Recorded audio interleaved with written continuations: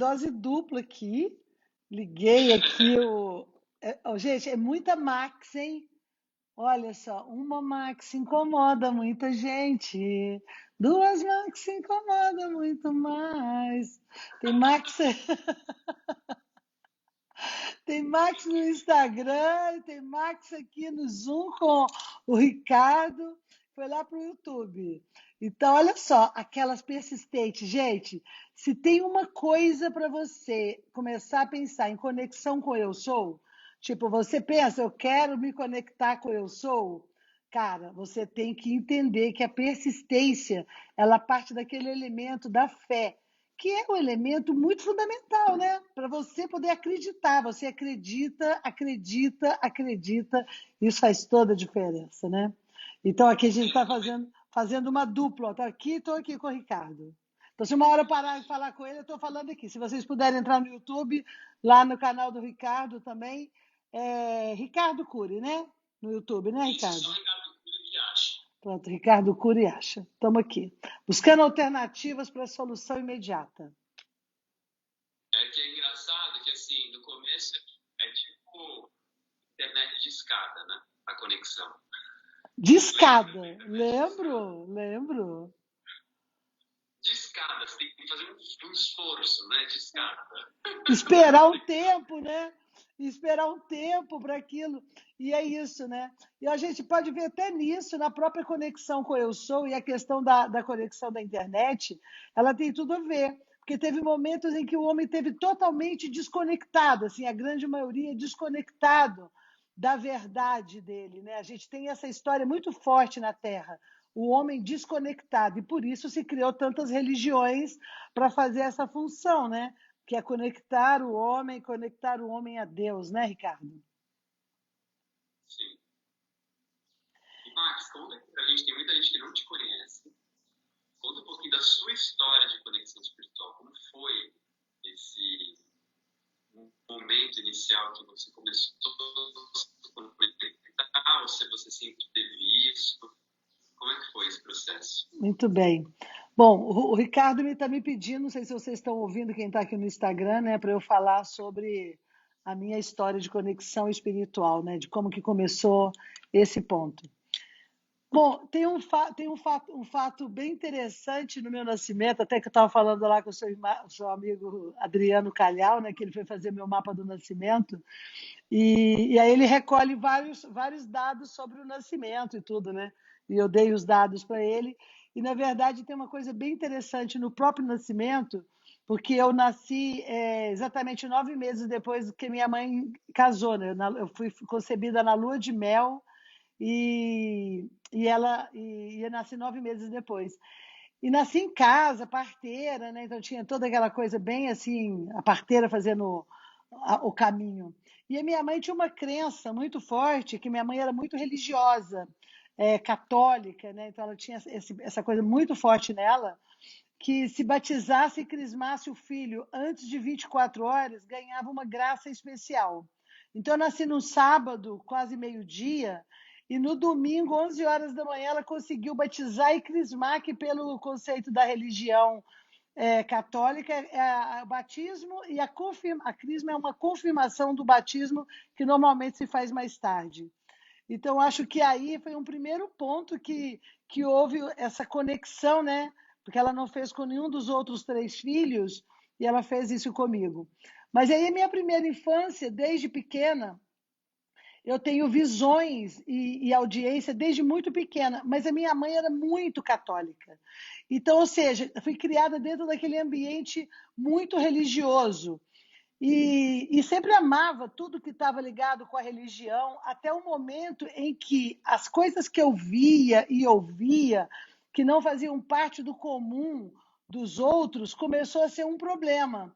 Principalmente com a minha mãe, me dizendo que eu não devia falar aquilo, e que eu não devia, que eu devia esconder, porque eu estava inventando moda. E eu falava, não, eu vejo, olha aquele moço ali. Então, isso porque esses moços, né, que eu via, que eu falava para ela, e eu ficava um tempo, muito tempo, desde pequena, eu tenho lembranças assim, 3, 4 anos, sabe? Então começou de uma idade muito tenra, as lembranças que eu tenho, bem consciente, e dela me repreendendo com isso, né? que era eu parada no chão, olhando assim e tentando entender como que aquele ser não botava o pé no chão. Bom, e eu falava, ela perguntava, o que você está fazendo aí, menina? Eu falava, eu estou olhando ali, por que aquele moço ali não coloca os pés no chão? Ela falou, que moço? Não tem moço nenhum ali. E mais tarde eu vim saber que eram anjos, né, os devas, que eram seres que me acompanhavam, mas não tinham asas. Mas eles eram transparentes, translúcidos, de cores vibrantes. Era uma coisa tão bonita de ver, era uma coisa maravilhosa. E aquilo me encantava muito.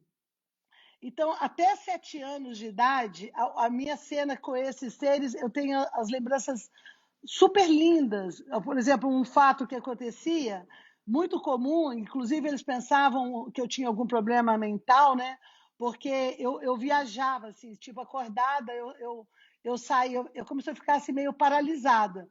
Mas o que acontecia comigo, que eu via acontecendo, era tipo, eu estava sentada assim, aí eu via, primeiro mudava o som, era a primeira coisa, mudava o som do ambiente, e aí começava, mudava a realidade, assim, ela começava a mexer, sabe? Aquilo que você está olhando, ela começava a mexer, e aí aparecia. Max, tá andando de novo, infelizmente. Tá travando? Travou? Oi. Tá travando. Eu acho que seria melhor você fechar o Instagram. Não, estão em conexões diferentes. Muito, daí tá difícil de entender. Tá dando o quê? Ixi, Travando? tá picotando. Eles estão em linhas de internet diferentes.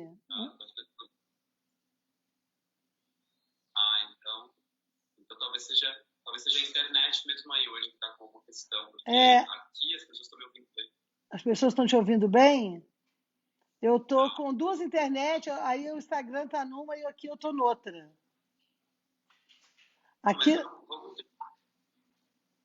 vamos tentando, vamos chegar. Se estiver muito ruim, a gente para, porque daí a gente marca outro dia, a gente faz isso com alguma coisa, porque tá picotando muito, a gente não tá conseguindo entender a sua fala. não, aí é horrível. Sem entender a fala não dá jeito. A gente marca outro dia, então? Vamos tentar mais um pouco, vamos ver se estabiliza, senão a gente continua aí falando, vamos ver se melhora, senão a gente marca outro dia. Aqui, no Instagram tá ouvindo normal. O pessoal tá falando que no Instagram tá ouvindo normal. Tô com um foninho pro Instagram e tô falando com você aqui. Então, gente.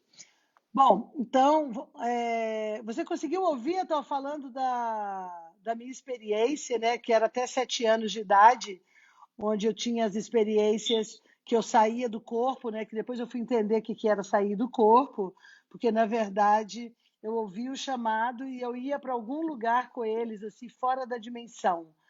Então, até 7 anos, eu tenho. Todas as lembranças são muito bonitas, são super positivas que eu tenho dessa experiência, dessa conexão espiritual, né? Depois de 7 anos, começou então um momento bem terrível. Conseguiu ouvir? Sim. E o que foi esse momento? Ele é marcado pelo fato de eu ter visto a minha avó materna vindo falar comigo que ela estava desencarnando, que ela estava indo embora. E no dia seguinte chegou a notícia da morte dela. Ouviu? Sim. No dia seguinte chegou a notícia da morte dela. E aí a gente estava em Belo Horizonte, ela estava numa cidade próxima. E quando eu cheguei lá, a minha mãe tinha colocado a gente para escondido, tipo para não ver, e eu fugi, né? E fui ver o que estava acontecendo e vi a minha avó no caixão. Foi a primeira vez que eu vi uma pessoa sem luz, sabe? Porque aí que eu vi a diferença, porque eu sempre vi as pessoas com luzes assim, era normal ver isso. E foi a primeira vez que eu vi uma pessoa vazia, sem luz. E quando eu estava olhando para ela ali no caixão, um espírito zombeteiro falou no meu ouvido que a culpa dela estar morta era minha. E como eu tinha visto ela no dia anterior, então a culpa era toda minha daquela situação ter acontecido. Bom, ali começa a minha loucura. Por quê? porque eu absorvi aquilo como verdade, e ao absorver aquilo como verdade, tinha ficado claro pela voz do outro ser que tinha falado, que o fato de eu ter encontrado com minha avó, de eu estar falando com aqueles caras transparentes, entende? Tinha sido responsabilidade minha a morte da avó. E eu ali entrei numa situação muito negativa de culpa. Gente, por isso que eu falo que a culpa é uma das frequências mais densas que existem para nos desconectar, sabe? Assim, te desconecta totalmente da sua verdade, de quem você é.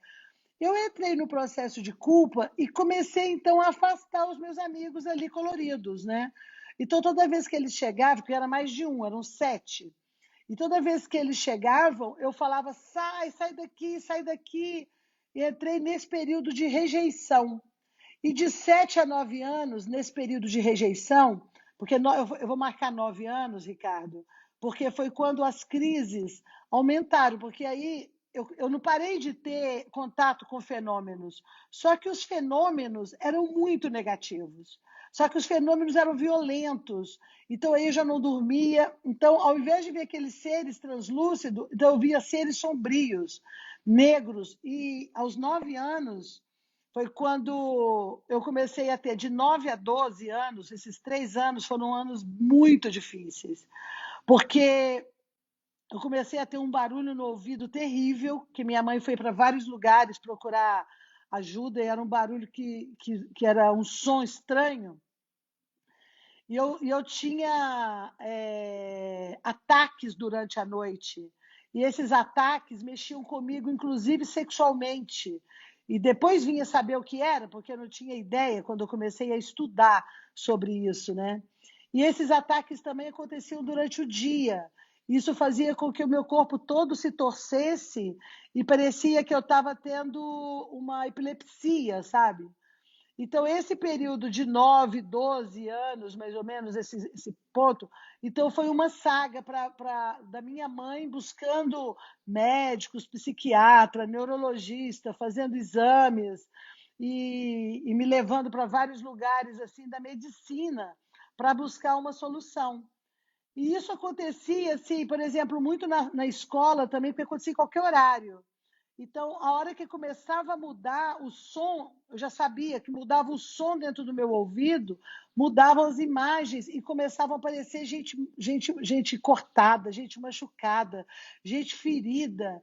E o som era terrível e as pessoas não falavam com um som que dava para ouvir, sabe? Assim, tipo, que era interpretável. Era um som ruim e a minha visão das pessoas, ela mudou. Antes eu via luz nas pessoas e depois eu comecei a ver como se estivesse todo mundo manchado. Então era terrível estar entre as pessoas e tudo mais. E isso foi um momento super difícil.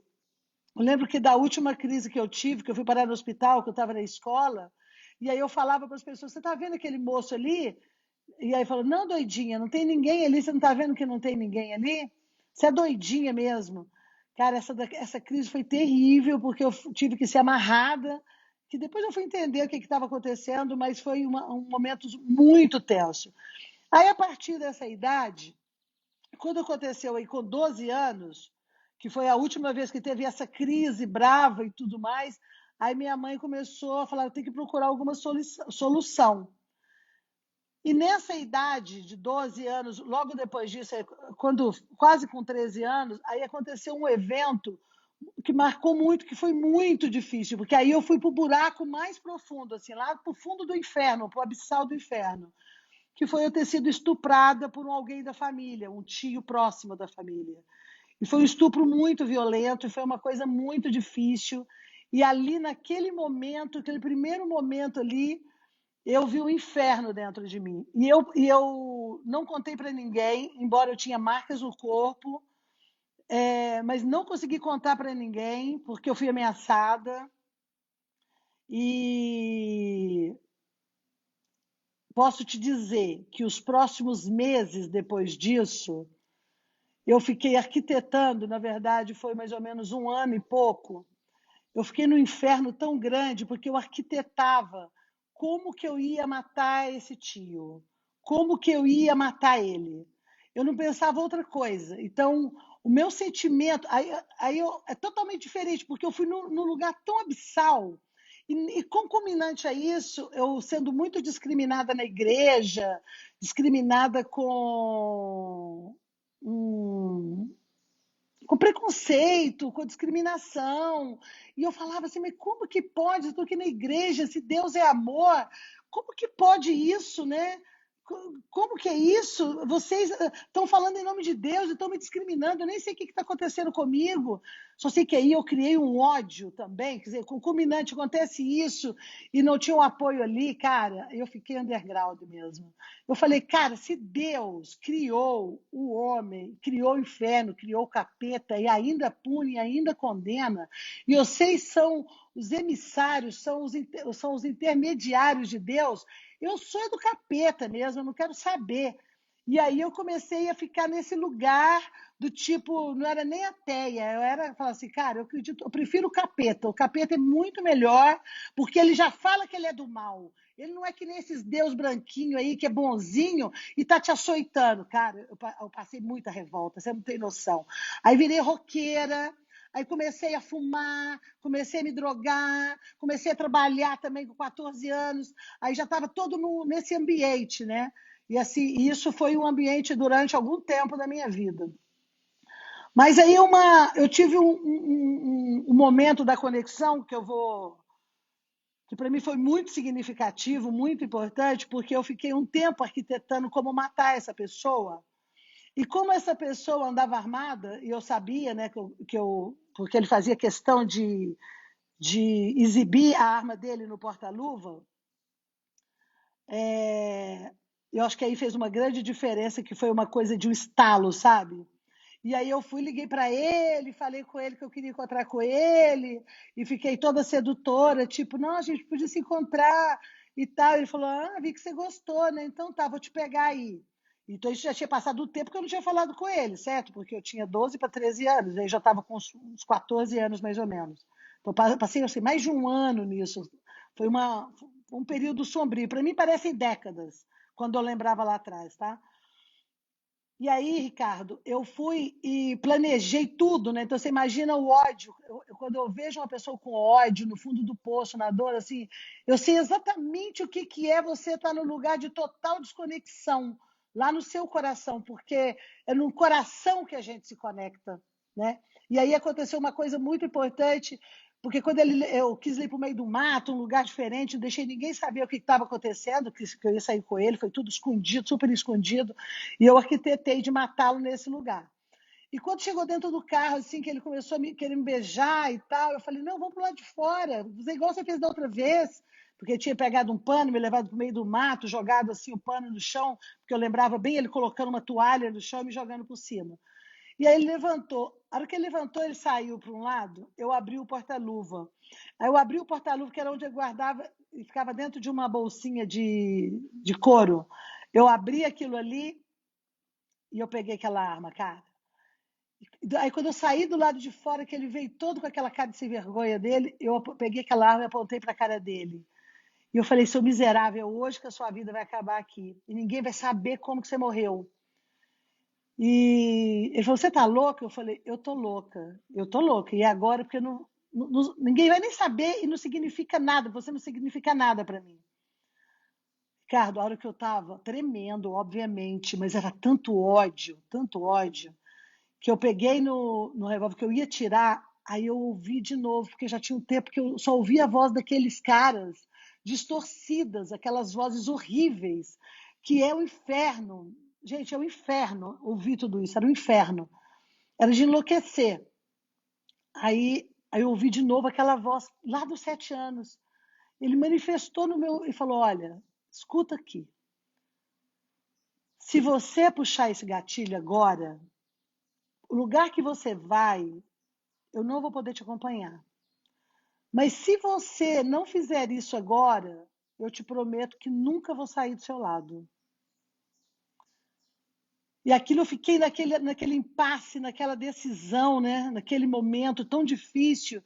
e falei com o sujeito, corre, corre. Enquanto ele corria, eu olhava as costas dele e ali eu ficava naquele lugar entre atira ou não atira e senti aquela presença do meu lado falando, você vai superar tudo isso. E eu joguei a arma para um lado, ele correu para um lado, eu joguei a arma para o outro e eu corri para outro lado. Nunca mais vim a ver esse sujeito, porque ele era de um lugar distante. Eu sei que depois ele foi. Ouvi contar que ele estava sendo acusado de estupro, obviamente havia feito isso com outras pessoas, né? E não quis mais saber dele. Mas aí segui nesse movimento, buscando, mas o momento de dor ainda foi muito forte, porque a minha vida em casa era um inferno, meu pai era um inferno, minha mãe era um inferno, entende? Então eles não davam nenhum tipo de apoio, então o clima ali era tenso. Ok, eu não atirei, na verdade, mas eu ainda continuei nesse lugar, sabe? Nesse lugar de autodestruição, de inferno mesmo comigo mesma. Eu tentava beijar um outro garoto e não conseguia. Então, foi momentos super difíceis, assim, até eu conseguir passar o segundo inferno na minha vida.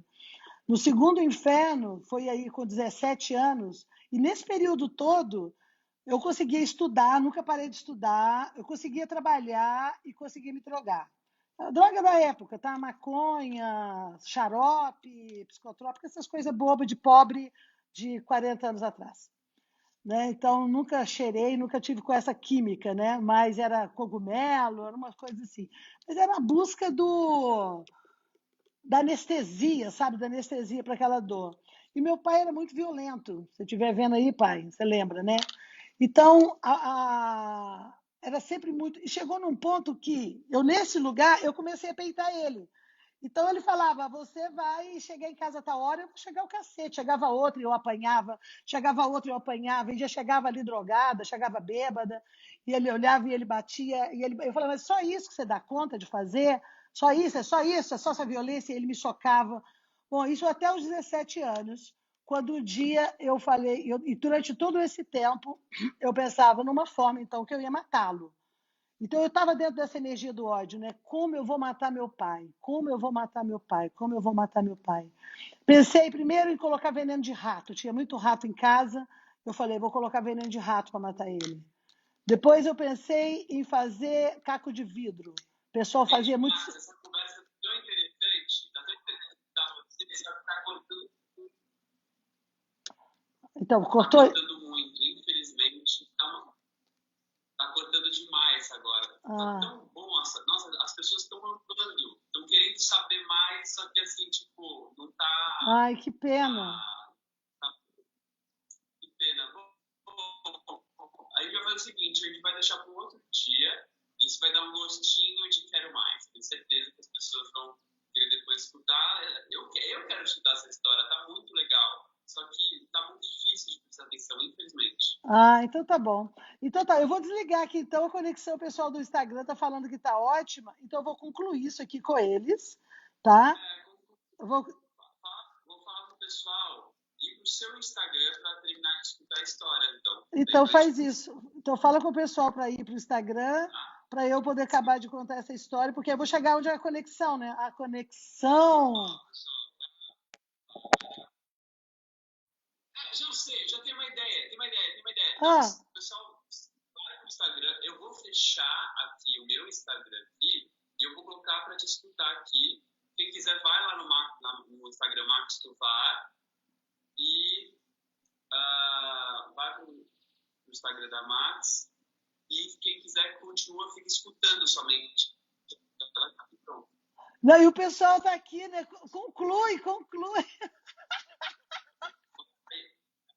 Não, gente, as meninas. Não dá, assim, aqui no Zoom não dá para concluir. Então, assim, eu vou tirar você aqui do Zoom, sai daqui do Zoom, Tá. e vou pedir pro pessoal do YouTube ir pro seu Instagram. Ok. Fica aqui, eu coloco no seu Instagram e o pessoal vai escutar através do Instagram. Ok. Tá bom então. Então vamos lá. Então eu desligo aqui o Zoom, né? Isso. Desliguei então, saí. Muito bem, agora estou só aqui com vocês, galera. Então, eu estou aqui nos meus 17 anos. Opa, eu estou aqui nos meus 17 anos. Então, era um momento tão difícil ali naquele lugar, que você imagina o sentimento, né? Um coração apertado desse lugar. E quando eu pensei na terceira forma de matar o meu pai. E foi num dia em que eu cheguei, que a minha mãe estava viajando, e eu cheguei da escola tarde, e ele falou: ah, faz um café para mim aí. E era a forma de falar era muito grosseira. Pai, se você estiver escutando, eu sei que você já melhorou muito. Eu sinto muito que isso possa te doer, mas isso faz parte da minha história, né? Se eu estava lá, o senhor sabe. E é essa história que eu posso transformar, porque hoje, gente, eu tenho uma boa relação com meu pai. Mas foi uma coisa muito difícil, porque ele pediu para fazer o café, eu fiz o café, só que eu não entreguei para ele na mão, lá na sala. E aí ele veio e voltou e falou: mas cadê o café? Eu falei: tá aí na garrafa. Aí ele falou: bom, você devia ter me levado o café, sua cadela. Ele me chamava muito de cadela. Eu acho que talvez por isso eu não gosto muito de ficar adotando cachorro, sabe? Não sou muito de adotar cachorro. E aí ele foi e pegou o carro, e estava com o copo, eu fui dar uma má resposta, porque obviamente eu já vinha. Vocês imaginam que nesse período até aí, eu chegava tarde, apanhava, ele me batia de novo, eu apanhava, eu batia de novo, eu apanhava. Então ele fazia todo esse cenário o tempo inteiro, que era um cenário de violência, e no final eu já sabia assim, tipo, eu vou embora 1 hora da manhã, vou apanhar mesmo, deixa eu beber mais aqui, que eu vou. Tipo, eu já chegava assim, sabendo que eu vou apanhar. Então, era esse lugar. Então, todo esse clima que começou aí, nessa história, esse pedaço, foi muito pesado. Então, nessa noite, a hora que ele jogou o café quente, então você vai falar assim, de tudo que eu passei, foi o café quente na cara que me fez ficar ali naquele lugar, né? Naquele ódio. Naquela hora que ele jogou o café quente assim, eu olhei para ele e pensei, eu nem vou dormir nessa casa aqui hoje. Não, porque antes de eu pensar que eu não ia dormir, eu pensei na terceira forma de matar ele, essa é a verdade. Eu olhei para ele e o ódio vinha assim, dentro de mim, né? E eu pensei, falei, cara, vai ser com a faca. Eu vou pegar uma faca, vou enfiar uma faca nele, vou enfiar uma faca na barriga dele, vou abrir a barriga dele e vou tirar as tripas todinha de dentro da barriga dele. Cara, a hora que eu me via, assim, naquela cena, olhando para ele falando com aquela autoridade toda, e eu imaginando, eu enfiando a mão assim, ó, e tirando as tripas de dentro da barriga dele. A hora que eu imaginei aquilo, eu já pensei, cara, essa noite eu não vou nem dormir. Se eu dormir, eu corro o risco de esquecer, mas eu vou fugir dessa casa. Eu vou fugir daqui. Passei a noite na janela do quarto, fumando um cigarro atrás do outro. Foi a noite inteira para eu não dormir. Acendi o cigarro, tirava, acendia o cigarro, apagava de novo. Quando amanheceu cedinho, juntei o que eu tinha e escrevi uma carta para minha mãe. Contei para ela o que estava acontecendo, que a minha vida ali era um inferno. Não contei tudo, que eu não contei desses abusos todos, né? Aí falei que a minha vida ali era um inferno, que eu estava fugindo, porque se eu ficasse mais um dia, eu ia matar o meu pai. E aí a LMV era na penitenciária, em algum lugar, porque eu ia matar ele. E deixei isso escrito. Sei que ele leu essa carta, que ele viu essa carta, e eu pedi, porque como eu era menor de idade ainda, eu pedi que não me procurassem, que não fossem atrás de mim. E daí eu fugi, fui para a casa de uma amiga para ficar, fiquei uns meses, poucos meses na casa dessa amiga. Ali não ia ser um bom lugar para mim. Eu ouvi outro chamado vi de novo, tive uma visão de um outro ser falando: você tem que sair dessa casa hoje. Eu falei, mas agora de noite era uma situação que estava embicando para me levar para a sombra, que ainda estava dentro de um campo muito sombrio. E no outro dia eu recebi uma mensagem de uma amiga que estava casada com um professor de filosofia lá em Goiás. E na hora que eu recebi aquela mensagem, eu tinha duas possibilidades de ir. Eu falei, eu vou fugir daqui também de Belo Horizonte, que eu morava em Belo Horizonte. Gente, tudo isso aconteceu lá. Eu fui, pesei qual lado e falei, eu vou atrás dessa amiga que estava casada com esse cara, que era uma cidade lá em Goiás, e que eu não sabia como é que era a cidade. Na verdade, eu só tinha dinheiro para ir, um amigo me emprestou, eu só tinha dinheiro para ir. Quando eu cheguei em Goiânia, descobri que a cidade era ainda longe, eu cheguei na cidade no último raiar do sol, sem dinheiro para comer, naquela situação mais difícil. E não conseguia encontrar minha amiga, porque o endereço que ela tinha mandado o endereço posta restante, que na verdade estava escrito errado, porta restante, eu não sabia o que era aquilo, e na verdade era o endereço do correio. E nisso já estava ali uns homens de olho em mim, né? Então eu já acho que já está a atração dessa energia negativa. Quando o cara do bar eu pedindo para ir, pelo amor de Deus, me ajudar, como é que eu ia passar a noite naquela cidade que eu não tinha R$ 1, aí passa o cara do correio, e o cara do correio vai e fala, eu sei quem que é, a mulher daquele cabeça branca e tal. E aí um cara me leva até lá. E quando eu chego lá, nessa casa, que eu a encontro, aí começa um novo movimento. Então, tudo isso começou, o Ricardo perguntando como que foi a minha história de conexão espiritual, né? Que aí eu contei aqui para vocês desde o primeiro momento, e o primeiro momento até 7 anos, e depois esse inferno que foi até aí. E quando eu encontro ele, aí foi para mim, gente, imagina eu criada aí na Igreja Católica, tendo passado por tudo isso, por todas essas histórias pesadas ali, né? E com raiva de Deus. Tipo assim, Deus, cara, eu quero que esse cara se foda, porque se Deus é Deus e faz isso com a gente, que é isso? Esse era o meu lugar nesse momento, tá? Então, embora eu tenha tido ouvido de novo aquela voz, mas eu ainda estava magoada. E esse professor, Alódio, ele trouxe para mim uma visão muito forte, porque ele dava cursos sobre filosofia e sobre a teosofia. E eu comecei aí a estudar com ele. E nesse momento, quando, no meio daquela dor, porque isso, gente, só para vocês terem noção, o Alódio, ele era um bruxo também, ele era um cara muito poderoso, muito forte, ele tinha altos poderes, assim. E me ajudou muito, porque todo lugar que eu chegava, tem muitos detalhes, eu estou passando assim por cima, né, disso, mas, por exemplo, uma coisa que acontecia nos lugares que eu chegava eram os fenômenos. Fenômenos, coisas aconteciam ao redor, sabe? Corrente arrastando, porta batendo, os cachorros olhavam para mim e uivavam, então acho que eu devia estar andando com uma legião de demônio do meu lado. E quando eu cheguei na casa dele, e que ele percebeu isso, né? Ele percebeu toda essa aflição e ele era médium. Ele falou, mas você está muito mal acompanhada. Eu falei, eu acho que já há algum tempo. E começou então o trabalho para poder limpar tudo aquilo, porque todo mundo da casa começava a ver e a ouvir os fenômenos que aconteciam comigo ali, sabe? Ele falou, vamos começar a limpar isso. E eu falava, limpar por que lado? Porque eu odeio Deus, eu odeio a igreja, eu odeio isso, eu odeio todo. Porque na minha infância eu amava muito Jesus. Eu era aquela criada na igreja católica, assim, que eu, sabe, lá quando criança eu até pensava assim, eu tinha uma tia que era freira e falava que ela era esposa de Cristo, eu falava, cara, eu também quero ser esposa dele.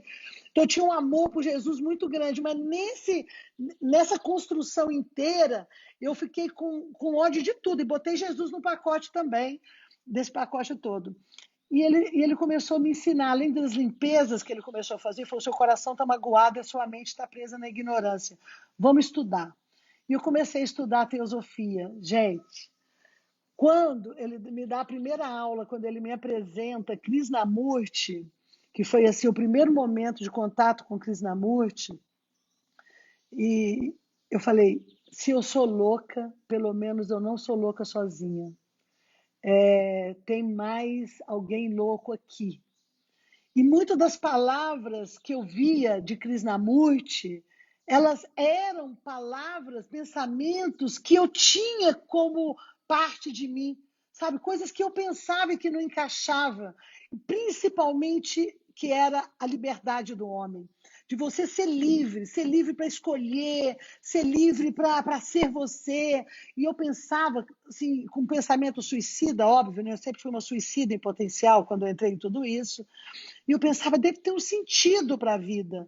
O que me motivou a buscar alguma coisa foi isso, deve ter um sentido, deve ter uma resposta. A gente não deve estar aqui para esse universo católico, esse universo de Deus e inferno, de punição, de castigo, de você ser culpado. Então, aquilo era muito pesado.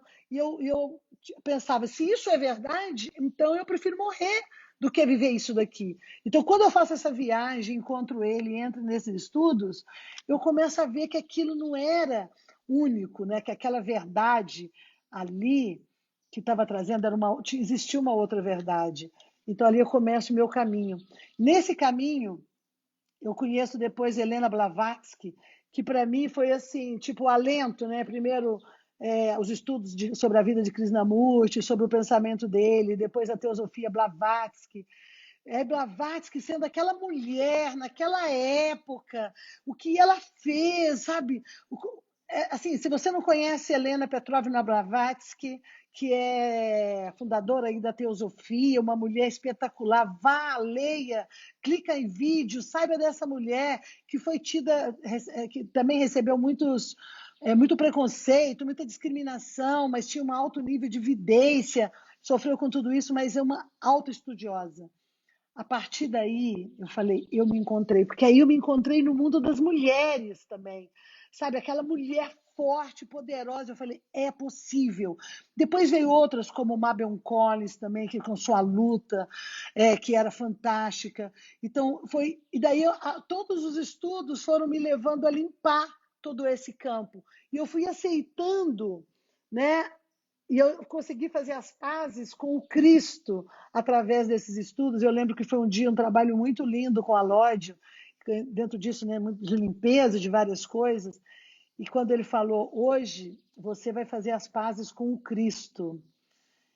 E para mim foi muito significativo isso, porque Jesus Cristo, até então, para mim, ele era só aquele cara.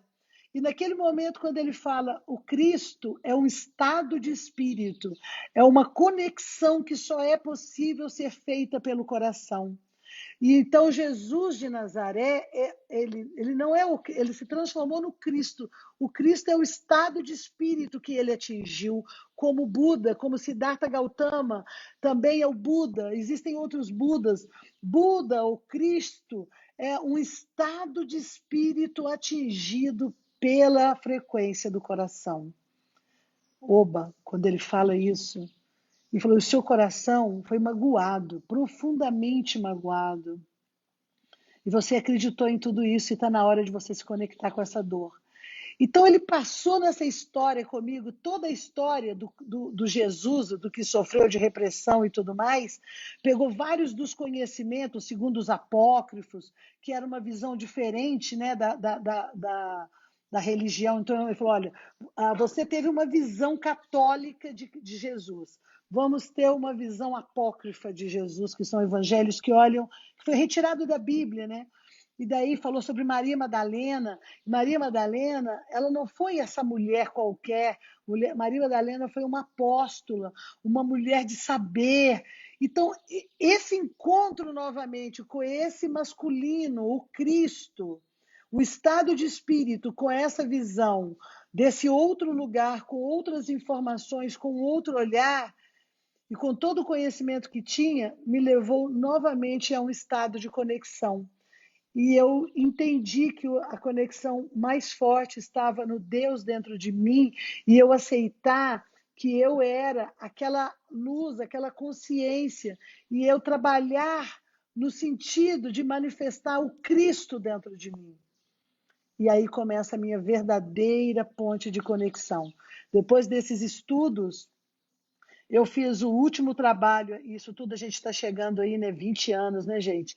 E aí, 20 anos, eu fiz um trabalho com um parapsicólogo, uma das minhas formações também foi em parapsicologia, logo depois, e ele me ajudou a cortar as ligações que eu tinha ainda de ser obsediada, porque eu ainda era obsediada. O Alod me ajudou muito, mas quem conseguiu definitivamente me ajudar a cortar isso foi um professor chamado professor Rama 4, não sei se ele ainda é vivo, já estava bem idoso quando eu o conheci. E o Alod não é mais vivo, já fez a passagem. E quando eu fiz essa passagem com ele com 20 anos, foi um momento assim que fez um retorno, porque ele passou durante um tempo fazendo o corte dessa energia negativa e falou: olha, hoje vai ser o último dia que vai selar o nosso ciclo, o nosso trabalho, nosso ciclo de trabalho. A partir de hoje você vai estar livre e vai conseguir ter a sua vida com liberdade de tudo isso. Mas hoje é a última noite, então você se prepara e caso aconteça alguma coisa, você lembre-se da força do Espírito Santo, porque o Espírito Santo ele é o fogo divino que em qualquer religião ele está presente. E quando foi nessa noite, toda vez que eu ia para minha cama dormir, eu não conseguia, voltava para o quarto de TV. No último momento, falei, vou ficar aqui na cama mesmo. Tinha alguma coisa no quarto e eu não estava percebendo. E quando eu me deito na cama, falei, vou ficar aqui e esperar o sono chegar. Aí uma sombra horrível monta em cima de mim e começa a me asfixiar, falando com aquela voz horrível. E eu, graças a Deus, posso contar isso para vocês hoje, graças a tudo isso. Dou graças a todos esses homens e esse conhecimento maravilhoso, porque ele começou a falar com aquela voz horrível e foi a última vez que eu ouvi aquelas vozes. Foi a última vez. Estava aí com 20 anos. E ele começou a segurar na minha garganta, e eu não conseguia respirar, e aquilo me gerava aquele pânico, aquela coisa horrível, minha língua enrolando. Eu sentia que eu ia morrer naquele momento, e eu não estava dormindo, eu estava acordada. Então era um fenômeno muito forte. E o cara falava coisas horríveis, aquela voz horrível, que era um homem, era uma forma, figura, era denso, negro, estranho. Então, lembrei do professor Rama falando. E eu comecei a tirar o foco daquela sombra e daquelas palavras ruins no meu ouvido e botei o foco totalmente na força do Espírito Santo, falando, não, eu acredito na força divina. Eu acredito. Juntei tudo aquilo que eu tinha antes dos 7 anos, o que o Alódio tinha me ensinado com tudo, e eu falei, eu me conecto com essa força divina, eu acredito no Cristo no meu coração, eu acredito no amor. Cara, foi uma luzinha, eu lembro assim, tocou lá no dedão do meu pé direito, assim, fez um toque, tocou ali e começou aquela luz a subir no meu dedão, no meu pé, na minha perna. Quando aquela luz chegou, ela foi subindo, subindo. Quando ela chegou aqui, que a coisa saiu, eu consegui respirar, que eu voltei, levantei e fui para o banheiro. Meu quarto estava cheio de luzes, assim, né? De todas, aquela coisa iluminada. Fui para o banheiro para tomar água, passar água no rosto. A minha boca estava roxa, a minha gengiva estava roxa e eu tinha um tufo de cabelo branco aqui. Hoje está tudo branco. Mas aí, na época, meu cabelo todo preto deu um tufo, assim, de cabelo branco, assim. Que é um lugar que, tipo, cientificamente seria como se eu tivesse tido uma superoxigenação ali, pânico, medo, e, bom, suma, deu aquela mecha. Então, esse momento ficou marcado com uma mecha branca que eu usei durante muito tempo, até depois que o 30 já estava bem branco, né? Foi ficando aquela mecha branca assim na cabeça, que me lembrava, e aquela mecha branca me lembrava que existia um limite, entendeu? Entre aquele mundo que havia ficado para trás. Quando eu volto, que eu olho e falo, que é isso? Como, né? Que louco! Volto para o meu quarto e deito que eu respiro os 7 seres iluminados que aqueles translúcidos voltam e faz um círculo em volta de mim. E aí eu entro de novo em conexão com eles. E eu me sinto amparada. E eles estavam todos, claro que era uma visão minha, que não era fato, mas eu os via todos maltrapilhos, certo? Foi a primeira visão, porque quando eu fui tirando, que eu enxerguei, fui tirando aqueles maltrapilhos, né? Que era o lugar que eu tinha deixado abandonado dentro de mim. E naquele momento eles se colocam. Na hora que eles se colocam, eles me trazem uma informação que eles eram, na verdade, os meus anjos, que são seres da quinta e da sexta dimensão, que têm a missão de servir a um ser da Terra. Então, ou seja, o desenvolvimento deles tem a ver com servir a um ser na Terra. E que eles também têm graus de desenvolvimento. E quando esse ser que eles estão servindo cai na sombra, eles também, como estavam destinados a esse movimento comigo, também estavam dentro do campo da sombra. Por isso a ideia, a imagem que eu vi de maltrapilhos, né? Porque e daí vem algumas informações muito interessantes, porque cada ser desse, ele tem um poder. E esse poder pode atuar em alta frequência ou pode atuar em baixa frequência. E quando a pessoa que eles estão protegendo, que eles têm como âncora, né, que tem essa conexão, entra para baixa frequência, eles também entram para baixa frequência e acabam atuando no pior deles. Então, que na verdade eles nunca tiveram longe de mim, só que eles entraram em estado de densidade e aquela luz que eles tinham, aquele estado de luz, não podia se aproximar porque eu estava densa. Então, eles estavam próximos de mim, mas no estado de densidade.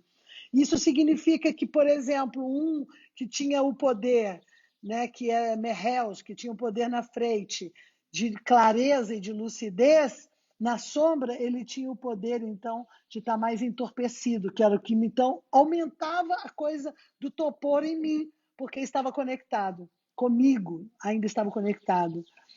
E a conclusão disso, né, desse estado, de eu retornar para esse estado de conexão, foi esse conhecimento que esses anjos passaram, dizendo que desde o momento antes da fecundação, passando por todo o momento da gestação, até o momento do nascimento, 7 anjos são atraídos para cada pessoa. E que cada pessoa não tem um anjo, mas sim 7 anjos, porque cada anjo se posiciona dentro de um campo a 1 metro de distância de cada pessoa, do ser, do corpo físico, e ali eles atuam com o seu poder nesse ponto, criando uma geometria. Então, tem um anjo que vai à frente, que abre os caminhos por onde você vai passar. Tem um anjo que fica atrás, que põe um manto nas costas para proteger e guardar. Tem um anjo que fica da direita, que é um anjo secretário, que ajuda coisas práticas para solucionar. Tem um anjo que fica na esquerda, que é um anjo sábio, que bons conselhos ele pode dar. Tem um anjo que vem lá do céu, que põe a mão na cabeça para te guiar. E tem um anjo que vem da terra e que faz um tapete para que possas pisar. E o 7º anjo senta no coração, e que do coração ele governa todos os anjos, então, criando um campo de proteção. E esse era o estado crístico, era o estado da força, era o estado da fé, de confiança, de onde nunca mais eu poderia me sentir sozinha, nunca mais eu poderia me sentir desconectada. E desde então, esses seres voltaram para a minha vida, voltaram para o meu contexto, e isso me facilitou muito a minha entrada no xamanismo, que já foi aos 24 anos. Quando eu entro aí para o xamanismo, e no xamanismo, ser iniciada, eu conheço o Juan Viedo, que eu considero aí também uma grande marca de conexão da minha vida. E Juan estava canalizando informações sobre o mapa gestacional, eu já era astróloga, já tinha algumas formações nesse período, né, gente? Porque eu fiquei louca assim, mas não parei de estudar, né? Sempre fui viciada com estudo. E e quando eu conheço o Juan e ele fala sobre as energias que entraram no período gestacional, são as energias, são inteligências com potencialidade e que criam aí, né, tem várias informações e que está ao nosso dispor, daí eu entro de cabeça nesse conhecimento e começo tanto no treinamento xamânico, para poder me tornar uma xamã, quanto no conhecimento da cosmologia, conhecimento do mapa, de como funcionava a cosmologia xamânica, que é como o Juan chamava na época, cosmologia xamânica. Daí eu comecei a canalizar com esses anjos, esses guias novamente, eu comecei a entrar num lugar e falei, cara, eu fui conduzida até aqui, que impressionante. E ao entrar nesse lugar, eu comecei a decodificar o que o Juan falava, porque ele falava, as coisas eram muito confusas, não conseguia entender, porque eu não tinha aquele conhecimento. Eu vinha de uma escola de filosofia, escola de teosofia, escola de astrologia, de parapsicologia, era o que eu vinha estudando até então. E naquele momento, quando ele começa a falar aquilo, eu falei, oh, eu vou aprofundar. Então, eu comecei a decodificar o que ele falava e comecei a receber mais informações. E aquilo que acontecia lá na minha infância, que era eu sair do corpo, deixar o meu corpo, e eu sair do corpo com esses amigos, e ouvir coisas, ver coisas, sabe? Então, algumas coisas, por exemplo, esse livro que eu escrevi, O Jogo das Realidades, é um livro de cartas. Eu escrevi meu nome aqui, eu fiz, mas o mais justo seria dizer assim, eu canalizei essa informação, porque eu simplesmente entrava no universo, via e vinha com as coisas assim ditas, vistas, eu falava, uau! E quando aí com o Juan eu entrei profundo, né? Eu gosto de coisas profundas, e eu falei, isso tem que funcionar em mim. Se isso que você está falando é real, tem que funcionar em mim. Então vamos lá, eu quero transformar, e daí aprender a reprogramar as energias da gestação, limpar os dramas, o que, que veio da minha mãe, o que, que veio do meu pai, o que, que é isso aqui deles, como é que transforma. E entrei fundo dentro desse trabalho. Com isso eu consegui canalizar novas formas de leitura do mapa, novo desenho do mapa gestacional. Apresentei para Juan, falei, cara, eu fui no lugar que porque era assim, gente, olha, Spielberg. Se fosse fazer um filme da minha vida, tinha que ter uma coisa de efeito especial. Por mais próximo que eu consigo pensar, é Spielberg. Porque era assim, nessa viagem, por exemplo, que eu saí para ver como é que funcionava, porque o Juan fazia mapa gestacional, 4 triângulos, assim. E assim que ele lia o mapa desse formato, ele tinha uma outra visão. No dia que eu fiz essa viagem, eu entrei num salão com esses caras transparentes, e eles me mostravam a cabeça humana, ela era enorme, só que ela era feita toda em cristal, com luzes dentro. E ele começou a dizer como funciona isso. Olha aqui, primeiro momento, desde o momento da fecundação, quando começam a entrar as inteligências, elas vêm assim em núcleos de inteligência, com esse formato de vibração, luz, cor e geometria, e começa a preparar o cérebro assim, assim, e tem esse vácuo, e depois as inteligências se conectam e criam conexões. Me mostrou funcionando como era, eu acordei, desenhei assim mapa e falei assim, Juan, é assim que funciona, cara, na cabeça. Essas inteligências, as energias fazem um circuito elétrico, é assim que cria o comportamento, a tendência à repetição. Cara, é uma paixão. Né? Eu falo vivo isso de novo, né? A emoção. Bom, em suma, desde então, a gente está falando de 24 anos, né? Eu estou aqui com meus 56 anos, se eu não me engano, né? Porque como eu faço aniversário de 4 em 4 anos, nasci no dia 29 de fevereiro, às vezes eu me esqueço um pouco a data, mas eu acho que é 56, né, gente? 64 até agora, pode ser? Não, né? 57, aí, fiz as contas rapidinho. Eu venho me dedicando a exclusivamente, primeiro, ao meu desenvolvimento, porque eu não acredito que se uma ferramenta não der certo para mim, ela não fizer mudanças em mim, eu não posso oferecer essa ferramenta para o outro. Primeira coisa. Comecei a decodificar isso, comecei a colocar isso na minha família, com os meus filhos também, que nessa história toda, né, tiveram lá no princípio uma mãe maluca e que me viram ao decorrer do caminho buscando isso, e eu consegui também ter uma relação de amor, de encontro com esses filhos, que foi fantástico, porque eu consegui essa cura com meu pai, com a minha mãe, com as minhas irmãs, e todo o trabalho que eu vim fazendo. Bom, e vim trilhando esse trabalho no sentido de colocar para o mundo, para as pessoas, aquilo que eu descobri na hora que eu li Krishnamurti, que era o único motivo que eu pensava para a gente estar vivo. Acessar a liberdade de ser. Eu não sou o resultado dos meus pais. Eu não sou o resultado dos dramas que aconteceram na minha vida. Eu sou a luz que manifesto no aqui e agora. Eu sou uma essência divina e que escolhi estar aqui. Então, essa visão da escolha me fez muito bem quando esses anjos, né, esses guias, vou chamar assim, meus amigos invisíveis, eles me falaram: tudo é uma escolha.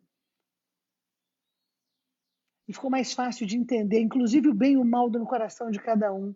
Cada um tem o direito de escolher. E se não tivesse o direito de escolher, não seria justo. O bem e o mal está contido num só movimento.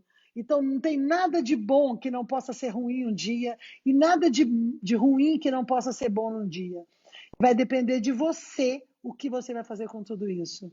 E daí eu peguei a merda, aquela quantidade de merda, de histórias na minha vida, e fui transformando essa merda em adubo, transformando essa merda em adubo, para poder criar caminhos onde eu pudesse dizer para o outro, e é o que eu tenho feito nos últimos anos, com toda a humildade e simplicidade, mas dar a oportunidade ao outro de conhecer, de saber, sabe, de acessar a sua verdade através de várias técnicas, conhecimento, e vir e compartilhar tudo isso acreditando que, sim, é possível a gente manifestar nossa luz quando a gente entende que eu sou o eu sou.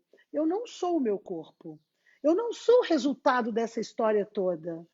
Eu sou aquele que estou aqui agora e que posso transformar tudo isso que está em minha vida, tudo isso que está acontecendo agora, num grande aprendizado que é realmente o que eu posso levar comigo.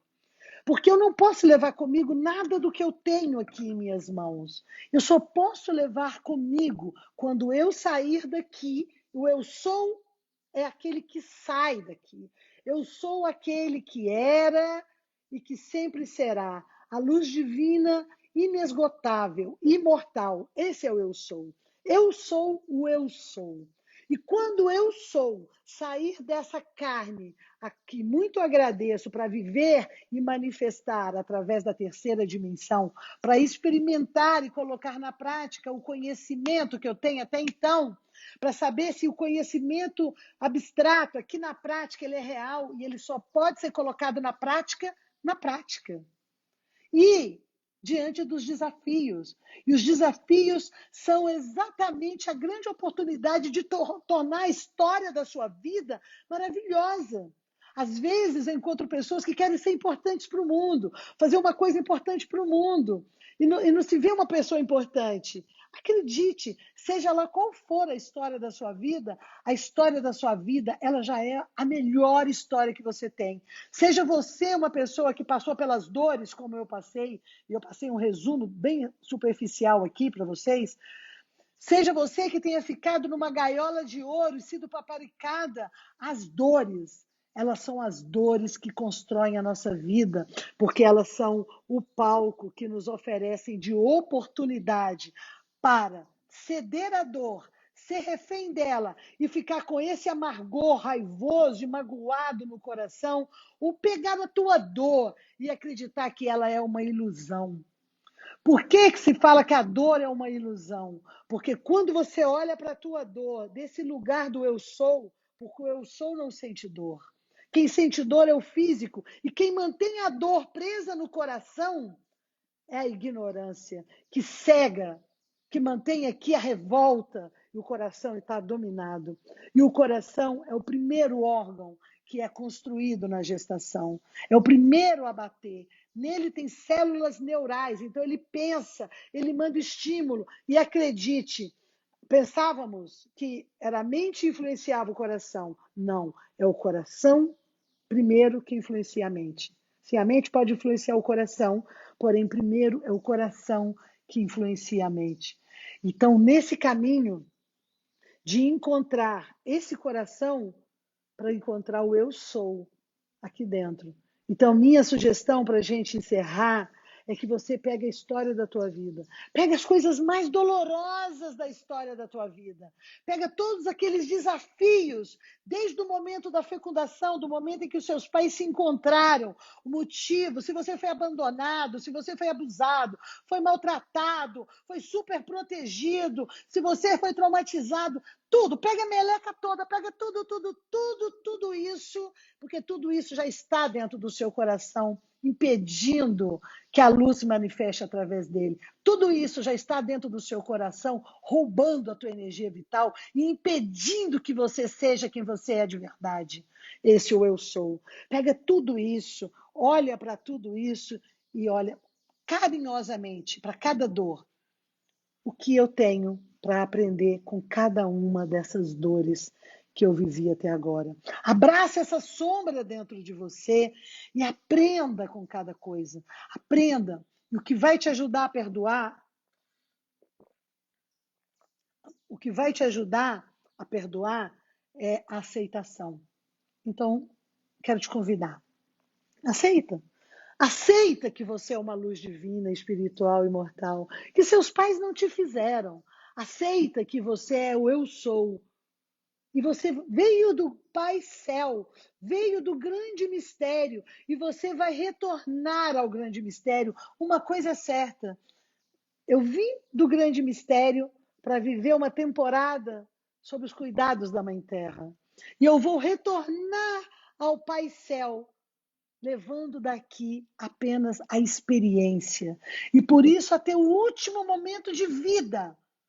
E tem gente falando, eu estou velho, não dá tempo. E como eu também faço parte do clã das sacerdotisas da Boa Morte, que é uma outra história, em outro momento eu falo sobre isso, mas pertencer a esse clã das sacerdotisas da Boa Morte é ajudar a pessoa no momento da morte, que ela vai passar. Porque se no último minuto seu de vida, ainda na Terra, que você for fazer a sua passagem, reconhecer, aceitar que é o ser espiritual e tirar uma lição que seja da vida, já sai do outro lado, já ingressa nesse campo sutil, na outra dimensão, ressignificado.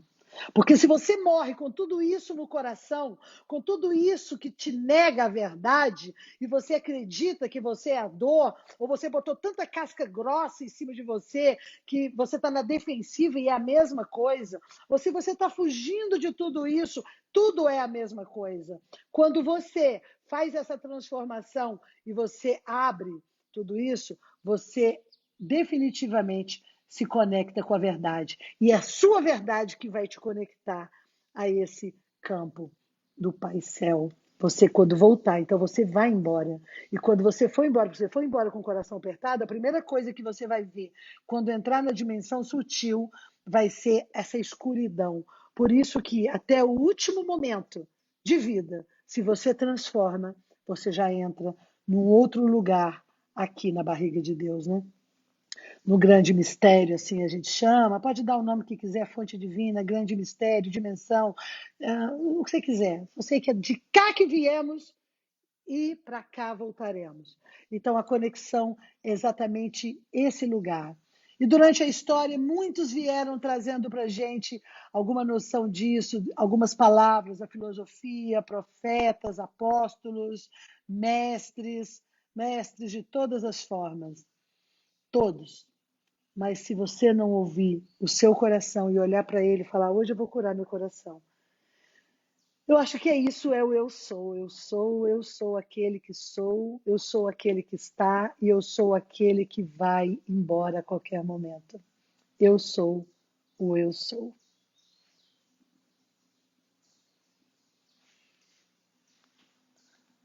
Muito bem. Ricardo, você está aqui? Se alguém quer fazer alguma pergunta.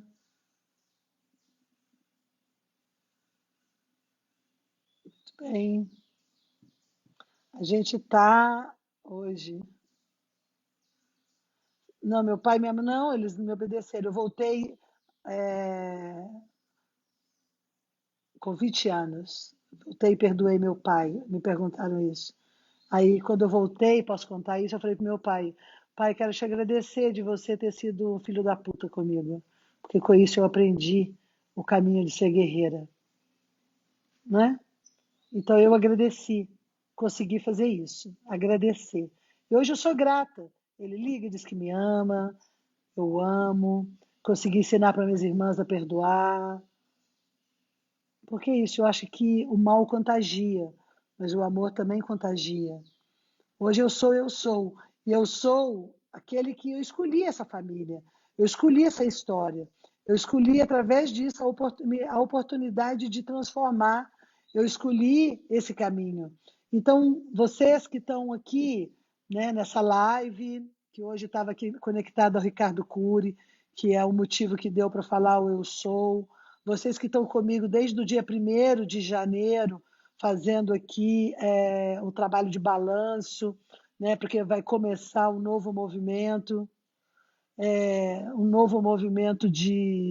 do novo ano. Então, tudo isso vai que te ajude, né, a entender que vai começar o ano regido por Vênus, regido por Júpiter, e é um ano para o amor, sabe? Se o amor não está reinando no seu coração, tem alguma coisa errada. Se o amor não está te regendo, você ainda não está sendo o eu sou. Eu sou aquele que é e sempre será a forma e expressão do amor. É isso. Isso que eu tinha para compartilhar com vocês. Não consegui responder todo mundo, porque eu acho que todo mundo tem agora a sua missão, já são quase 9 horas. Fico muito feliz. Eu vou deixar gravado, estão me pedindo para deixar gravado. Eu vou deixar. Muito bom. Esse.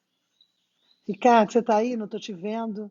Será que a gente consegue fazer você voltar um pouquinho agora, Ricardo? Só para a gente fazer uma harmonização aqui nós dois. Deixa eu ver. Ricardo. Aqui.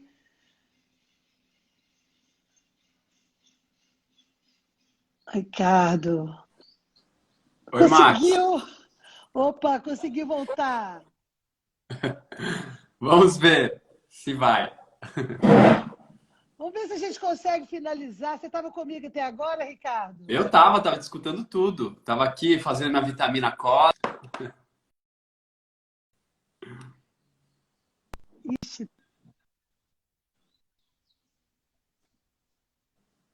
Então, será que a gente consegue pelo menos um minuto, Ricardo, fazer uma meditação aqui juntos? Porque a internet está lenta, Lógico. e pelo menos para a gente fechar tudo isso com eu sou, eu sou. Vamos lá. Então, deixa eu colocar aqui uma música.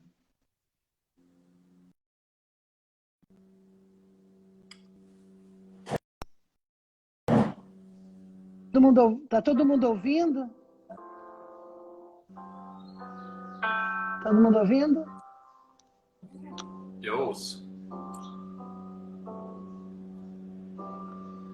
Respire fundo. Coloque as duas mãos juntas na frente do peito, na frente do seu coração. No seu coração,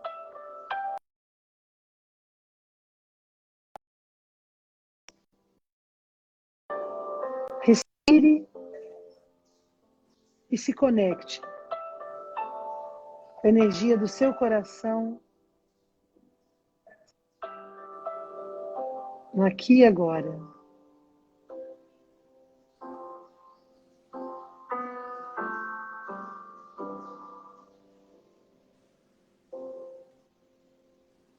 Respire.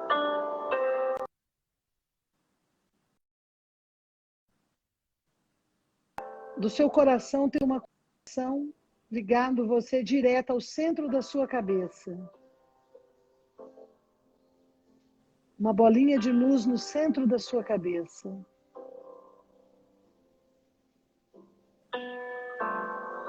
Visualize o seu coração ligado por uma conexão ao centro da sua cabeça.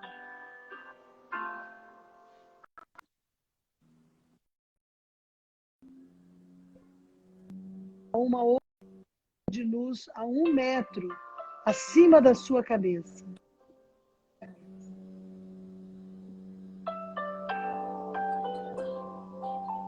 Visualize uma bola de luz.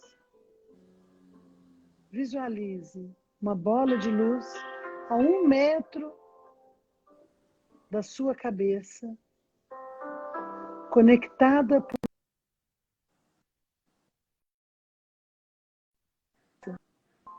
a uma bolinha no centro da sua cabeça. Do centro da sua cabeça, conectado ao seu coração. Respire. E tome consciência do lugar dessa bola de luz a 1 metro acima da sua cabeça.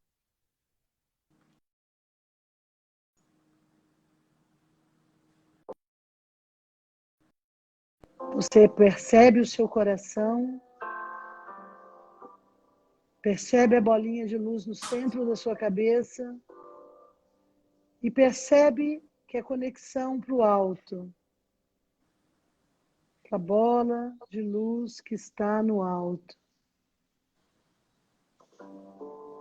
E essa bola de luz que está no alto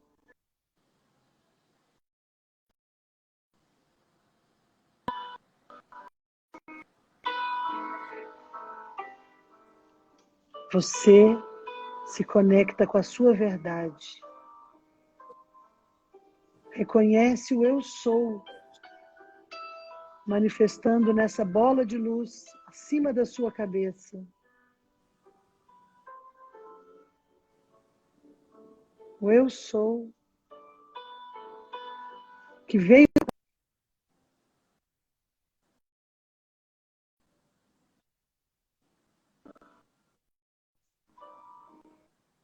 está conectado aqui agora, no centro da sua cabeça, manifestando através da sua glândula pineal a presença. A presença.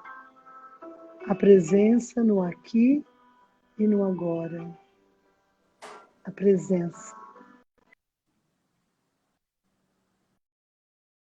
Essa energia do Pai Céu, que está totalmente conectada à sua essência, eu sou, nessa bola de luz a 1 metro da sua cabeça, jorra por um cano de luz ao centro da sua cabeça.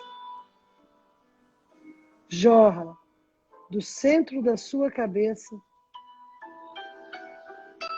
ao seu coração.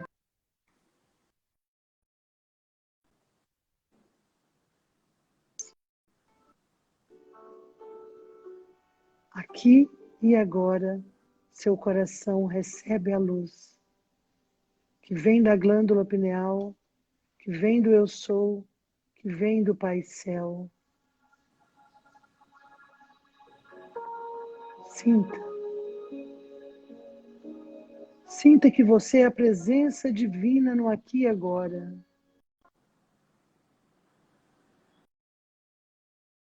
A sua história é o melhor cenário para o seu desenvolvimento. Sinta. Sinta-se conectada com a sua verdade interior. A verdade é que eu sou um ser espiritual.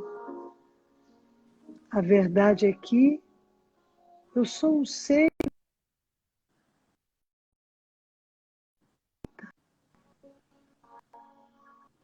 A verdade é que eu sou um ser espiritual vivendo aqui e agora uma vida finita. A verdade é que eu sou um ser espiritual. Estou vivendo aqui e agora a oportunidade.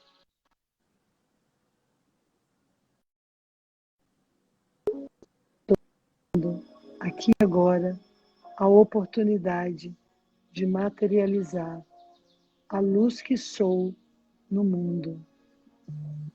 Estou vivendo aqui e agora no meu coração a oportunidade de manifestar a luz que sou no mundo. Estou vivendo aqui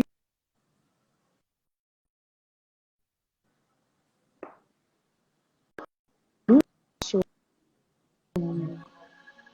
E a luz que sou ilumina meu coração. Aceito a minha história. Aceito as minhas escolhas. Aceito a sombra e aceito a luz. E acolho. Eu acolho a minha vida. Eu acolho. Sou. Eu sou a luz da minha vida.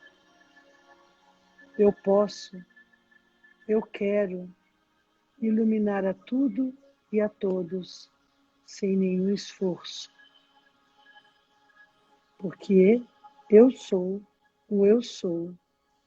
Eu sou a luz da minha vida. Eu posso.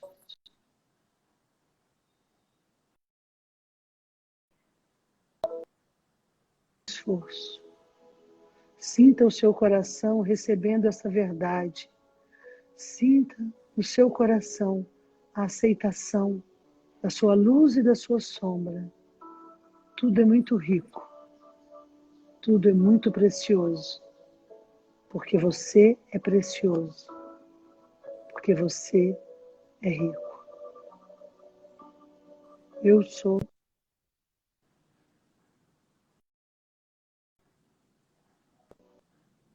Eu posso e eu quero iluminar a tudo e a todos, sem nenhum esforço. Sem nenhum esforço. Sem nenhum esforço. Deixa a gratidão chegar no teu coração de a luz e de que a sua história é o seu melhor cenário para o seu desenvolvimento. E de que as suas sombras são seus parceiros que merecem ser acolhidos. Porque todos pertencemos. Todos pertencemos. Sinta a gratidão inesgotável que traz assim a abundância celestial, cósmica, que traz para o seu coração a certeza do eu sou, o eu sou, a luz da própria vida. Aceita essa conexão. Se tudo que o universo mágico fez, que o mistério fez é belo, aceita. Eu sou belo. Aceita. Eu sou belo. Se tudo que o universo fez, o grande Pai Céu fez, tem em si a medicina sagrada, tem saúde, aceite. Eu sou o eu sou medicina. Eu sou medicina. E a minha medicina vem através da superação das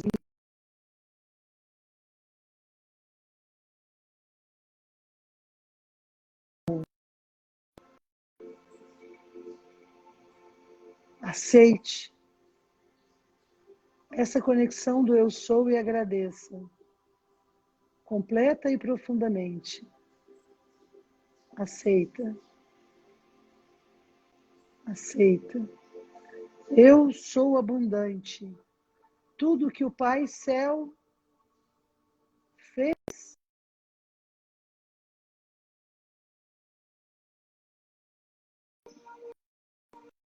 tudo é próspero. Eu sou próspero. E tudo é elegante. Eu sou elegante. Seu coração se preenche agora dessa verdade. Eu sou o eu sou. Todas as dores e desamores.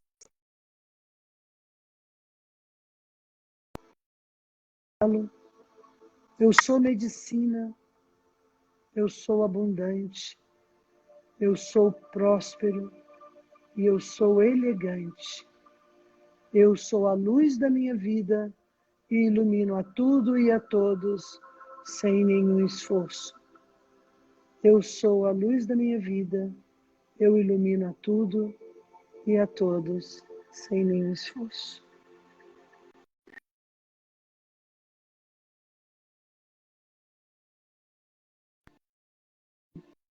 Tá tudo certo. Tá tudo bem. Tá tudo certo. Retornando para o seu momento, retornando para a sua consciência, retornando para o aqui e agora, empoderado. Arro.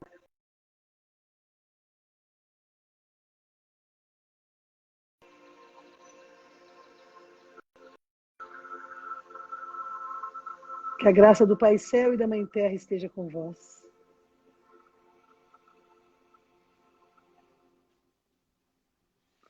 Muito bem, agora eu vi que o Ricardo não deu para ficar, né, Ricardo? Tudo certo, caiu. Muito bem. Gratidão.